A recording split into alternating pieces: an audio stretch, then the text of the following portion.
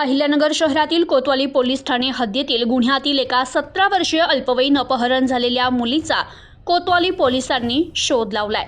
Ahilyanagar police अधीक्षक मुमक्का सुदर्शन यांच्या सूचना आणि आदेशानुसार ऑपरेशन मुस्कान अभियानाअंतर्गत अल्पवयीन मुलींचा शोध घेऊन आरोपीला अटक करण्यात आले।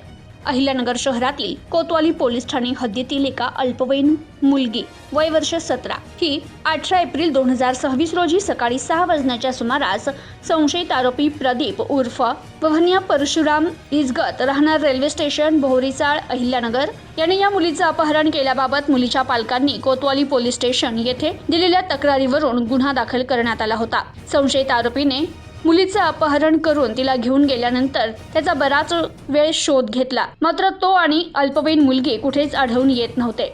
दरम्यान मुलगी आणि आरोपी हे पुणे शहरात वानवडी पोलीस स्टेशन हद्दीत असल्याबाबत कोतवाली पोलीस स्टेशनचे पोलीस निरीक्षक संभाजी गायकवाड यांना गुप्त माहिती मिळाली। त्यानुसार त्यांनी ती माहिती तपासी अधिकारी प्रवीण पाटील यांना कळवली। पोलीस निरीक्षक गायकवाड यांनी पथक तयार करत ते पुण्याला रवाना झाले।